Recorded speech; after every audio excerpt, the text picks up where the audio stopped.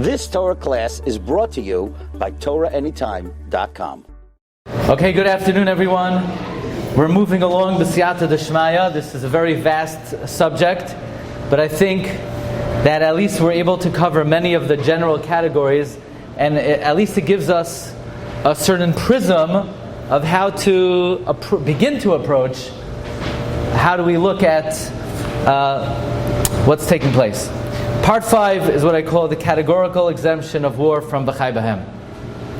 In the mitzvah of lois lachun l'rachim al oived alilim, the mitzvah Tav Chaf Hei, Sefer HaChinuch brings the mitzvah not to be merciful to the idolatrous nations, lois Yarchei Kallah, and the Sefer HaChinuch writes at the end, if you look on the bottom arrow, v'oiver al zeh, one who violates this, ubali yodo yecha mehem, and one of them approach him, v'yachal l'hargai, and you're able to eliminate mebli sheyistakin b'davar without endangering your own life, v'loi hargai, and you don't eliminate bitul asezeh. So the Minchas Chinuch asks, why does the Sefer HaChinuch say that you violate this if your life is not in danger? Even if your life is in danger, you would still violate this. Why?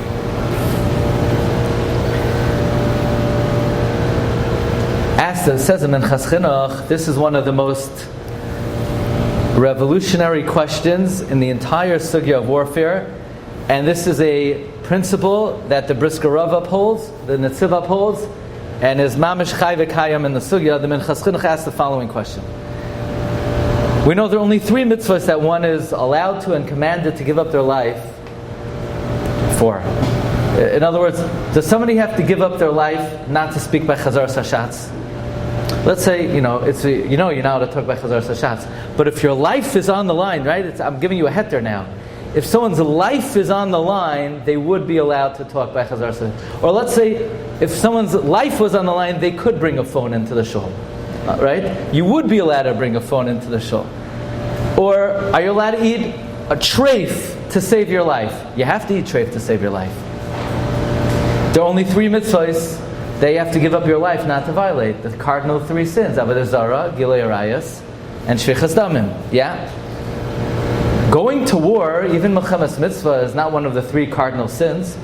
So why should a soldier go to war? How is a soldier even allowed to go to war? V'chai b'hem. He's putting his life in. He's not to risk his life, right? Just let that question sink in for a moment. How can a soldier go to war? It's not avodah zarah. It's not gilui arayos. It's not shvichas damim.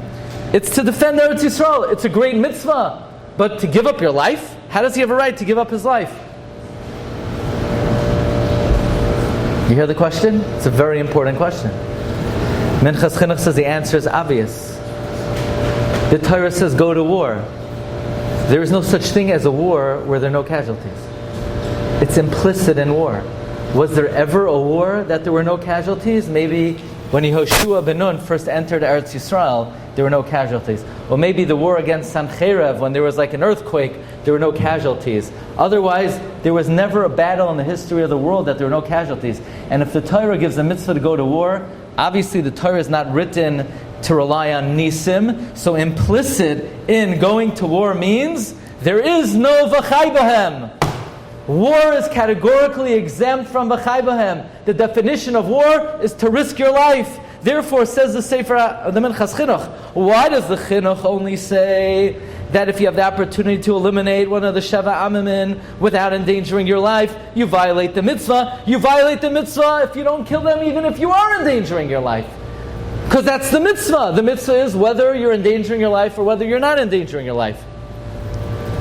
By the way, I think it just occurred to me, we could answer the Minchas Chinuch's question that the Chinuch agrees with this principle, that you're required to give up your life to be Mekayem lois Yarchei Kallah.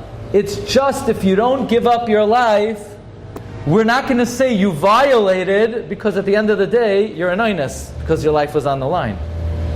In other words, you're required to give up your life. But if you don't, we're not going to say you're a mavatel, because you're an oines.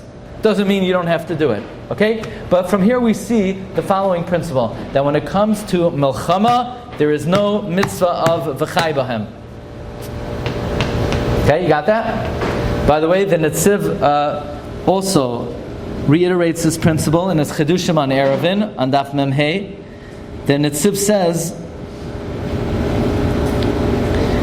on the 6th line, Deshani sakanas milchama mishare sakanos.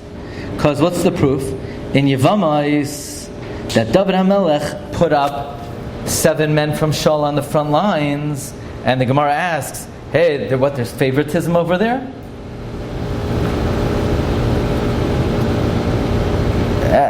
In any milchama, the general could put b'sakana anyone who wants.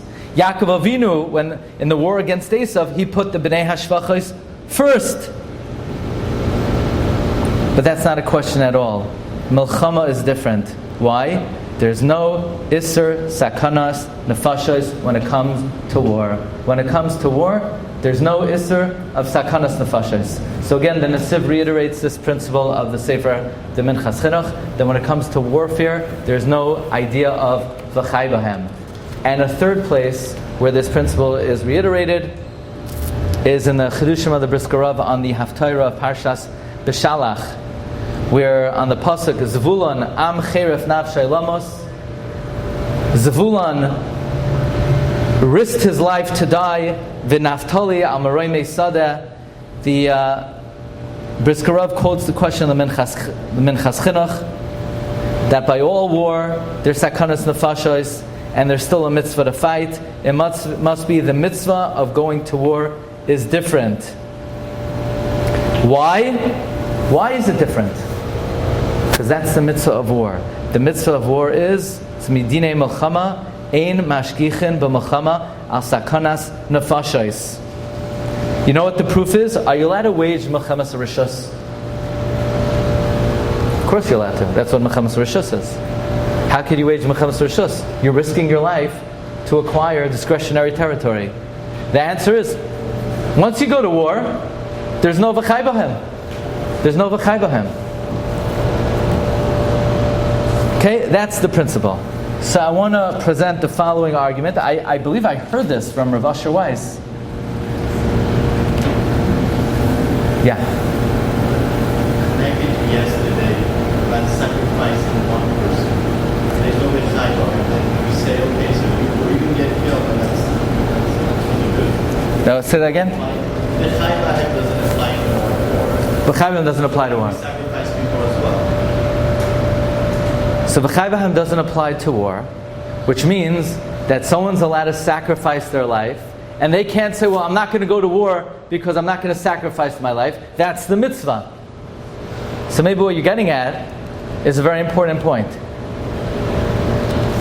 That if, let's say, our army does not have a consideration of v'chai b'hem, because when it comes to dinei milchama, we don't say that, well, human life, Jewish life is the ultimate cause. We don't even say that for our side. Think about that for a second, right?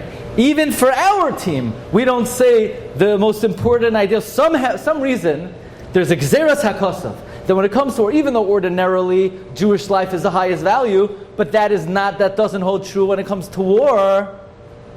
That doesn't even hold true for our side. Then kal v'chomer, human life won't be the ultimate value for their side.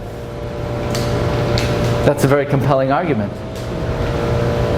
If human life, if Jewish life is not the ultimate value for our legitimate side, so even if in general we do value chaviv adam shenivra b'tzelem, yeah, but eis milchama. Eis milchama, there's no v'chai b'hem even to our side. So Rabbi Amram saying, so if it doesn't have v'chai b'hem on our side, so then maybe v'chai, then certainly it doesn't apply to their side.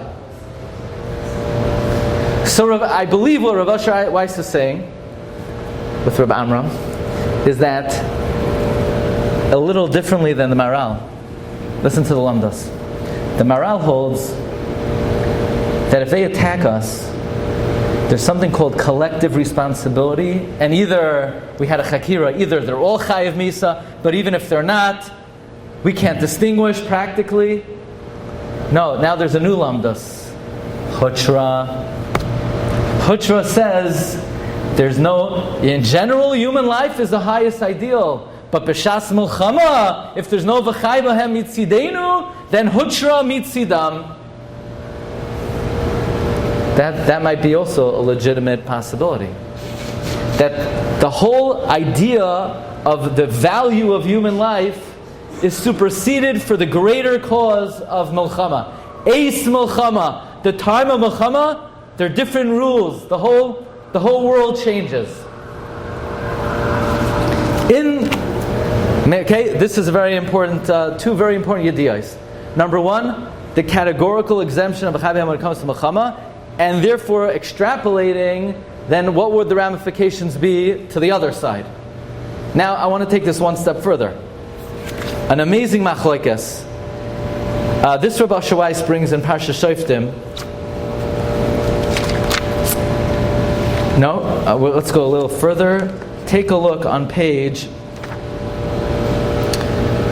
32.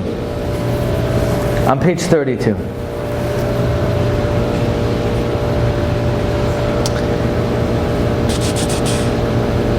Let's start with page 31. A Gemara in Shabbos, Yud Tesam and Aleph. Taner Rabbanan.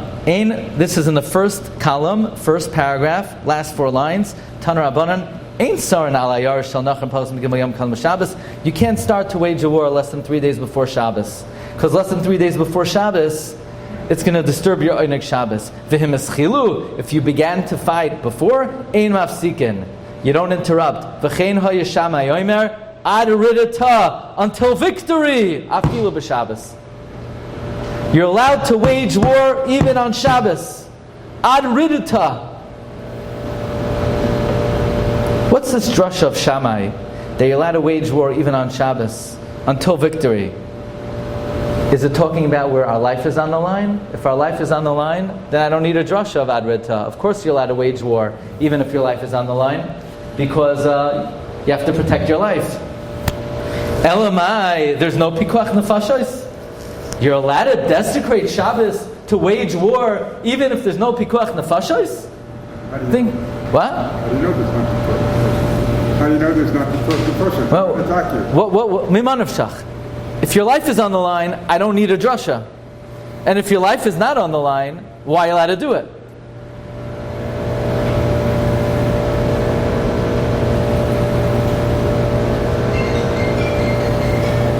It's amazing they have phones now that even when they're off, they still ring. It's a new kind of phone.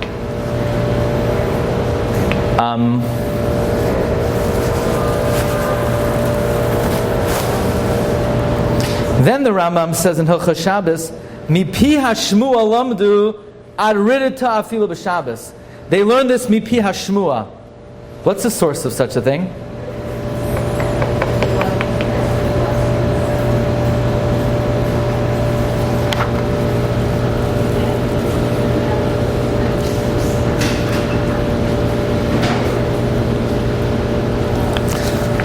I want to share with you a very interesting halacha in the Rambam.